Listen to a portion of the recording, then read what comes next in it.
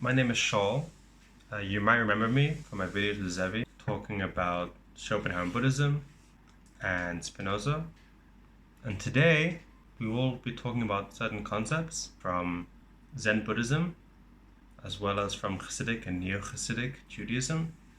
So to start with that, I want to explain how I understand spirituality. And I think spirituality, no matter the religion, always starts from the same place. And that is that we start off in our default mode network, living our normal lives, being involved with our day-to-day activities, but we're all living within a certain mindset, a certain perspective. And the perspective is, as it says in Judaism, Bishvili Nevra Olam, that the world was created for me. We live in an egocentric mindset.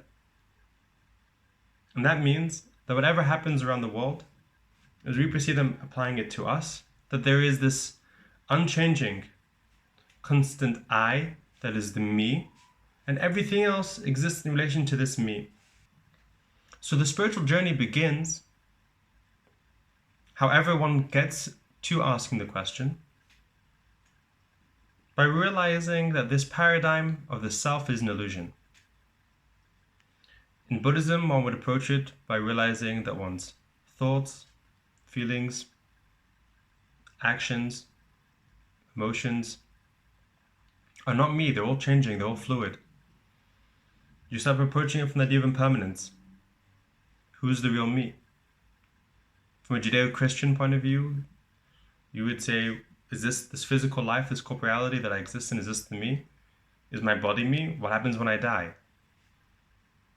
So or many other points of views, from one way or another, we get to this idea that the paradigm in which we're living is incorrect. And then what happens? What happens is we start studying in whatever tradition that we do, and we reach some form of spiritual experience, some high. Now the medium of how one has its spiritual high, whether it is in a Hasidic gathering, whether it is in a monastic environment, sitting in meditation for X so many hours. I would even say that one could get a spiritual high at a concert or backpacking in nature. There are many, many ways. But what you have is you have this transcendent experience, this feeling of the not I. That this feeling, that this paradigm in which I was living, this default mode network of this existing, this self, is an illusion. And you find that you feel that you've tapped into a world that's inexpressible and undefinable within your regular language of communication, something transcendent. Now the issue lies is that when you finish that transcendent experience and you come back to your regular day-to-day life. So right now you're living in a state of limbo. Ideologically, you've rejected the self, right? Experientially, you've experienced the transcendent. Now, when you come back to yourself, when you come back to the world of logic and rationality and explanation, what you're trying to do is trying to find a balance. And the balance is that if I am no longer myself and I'm having this experience, what am I experiencing? And I think we can define and establish the experience of transcendence in two categories. The first category is the transcendent self, which one would say is that you want to approach it from a Gnostic point of view or a Neoplatonic, that the world that we live in, this corporal world, doesn't really exist. That's not only that it's me that's the illusion, but all of this is impermanent. And yet there is out there, on a higher level, this real thing, this real self, which one would call the soul or the Atman in some traditions. And I'm connecting to a higher thing. The example that I think best personifies it would be, for example, by the Baal Shem Tov, Rabbi Yisrael Baal Shem, who was the father of the Hasidic movement around 300 years ago. And while he was spreading Hasidut, he was also a miracle worker. And many of the stories that I grew up with was him going around and transcending time and space as if they meant nothing to him. He would go with his cohort of Hasidim, of his followers, on a horse and donkey, and they would fly through the air. There's the iconic picture of Zalman Kleiman, those who know it.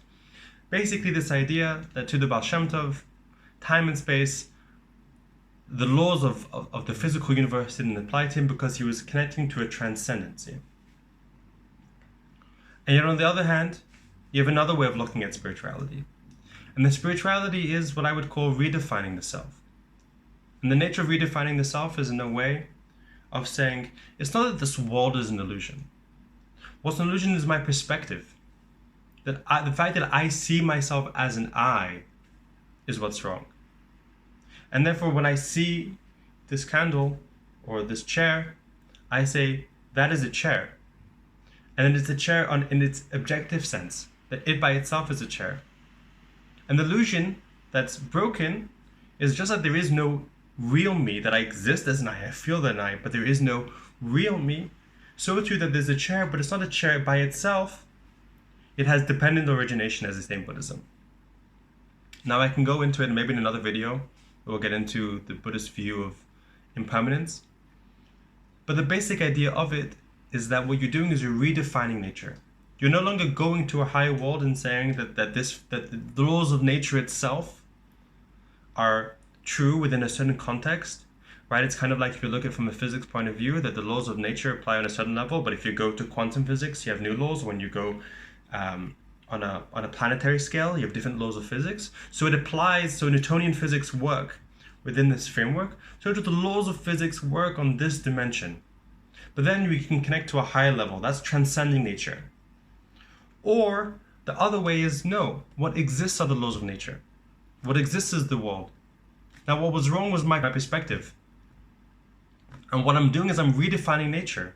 The transcendent experience, not telling me to go outwards, but it's telling me to redefine the way I look inwards.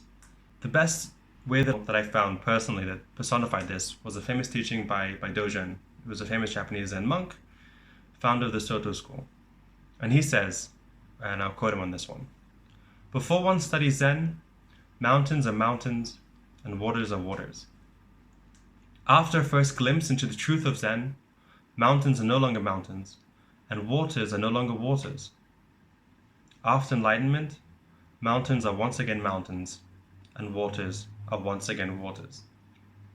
So if you think about it in the classic archetype of the story of a hero's journey, he comes full circle back to himself and realizing that the full journey was with him all along, that he had the power within himself to do whatever he needed to do. And in that sense, we have this idea of enlightenment within the Buddhist sense is not that we realize that the world itself needs to be rejected, but that the world itself has to be redefined. As we see that in enlightenment, mountains once again become mountains and waters once again become waters. Because I've realized is that, yes, it's my perspective creating this dynamic between this and the chair, this and the mountain. And it's not that therefore now there's a nihilistic point of view that we reject the world. Not that that's transcendence, but that's a possible way of looking at Buddhism, but rather accepting the nature of what reality is that I project onto it and living within that constraint. So the idea would be is learning a better way of dealing with the self, knowing that the self is not this illusion that I create myself to be. There is no independent origination self. There is no constant me that exists, but I live in this world where it does. Now again, what I want to stress here is that one can argue, and I will argue even myself, that in Judaism you'll find the latter redefining of nature as well as the first type of transcending nature. That within spiritual traditions and religious dogmas, you'll find both of them, sometimes and many times interwoven with each other. But the important conversation that I would like you to ask yourself is that fundamentally there are two ways of approaching yourself, the world around you, and your God. And the way that you can phrase it is that it's your goal in spirituality to transcend nature or to redefine nature. Now for me, what I found is that coming from the perspective of redefining nature has been extremely refreshing. Another way of approaching it is the way of discussing between the mundane and the spiritual. Is spirituality something that exists in its objective sense out there? And so what you're doing, for example, is when you do a good deed, or when you do a mitzvah in Judaism, you're transforming the object itself, is that now it becomes holy? Or is it that we are the creators of holiness and beauty? That holiness and beauty exists within us. That is the awareness. That is the self-realization. And then when we do a holy deed, not that this is no longer holy, but it's holy because we've created it to be holy. I remember I was speaking to my father, and we were having a conversation about spirituality. And the point that I was trying to bring over to him is that one of the big differences for me is that I can say now with a straight face that I found God in Cheesecake. Because it wasn't the mundane, it wasn't the taste just by itself of like, oh, the pleasure of the cheesecake, but it was the, there's the experience of being out there with a coffee in the morning and having a cheesecake on a Shabbos morning, and just this feeling of connectedness and feeling very arrived. But it was through the cheesecake, and the cheesecake helped me, be open to the present moment. And as much as it's silly, I think it's an important point to say that yes, in the point of view of redefining nature, even cheesecake can become holy. We often see a lot of times when we talk about Schopenhauer, as we discussed, and Nietzsche, that a lot of times when they've rejected practical dogma, they've made an appeal for the arts. Through art, through literature, through drama, one could reach spiritual heights. And what I found, for myself at least, is that art and literature and religion and spirituality can all come hand in hand. When we define spirituality as redefining nature. Because what art does is that it forces us to deal with reality, to deal with emotions, to deal with experiences in a direct way, as a direct experience. That it sometimes forces us to challenge paradigms that we've created or general ideas, and makes us come face to face with experiences.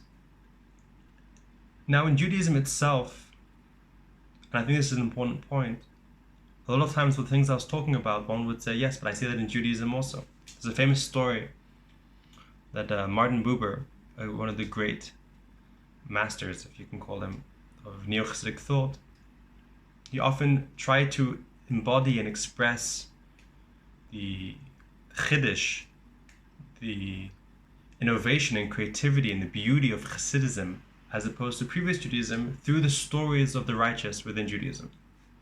And he tells of this one story of Reb Leib, son of Sarah, who his master was the Baal Shem Tov, and his student was the Maggid of Mizrich, Reb Dovber, and he had many students, and one of them was Reb Leib.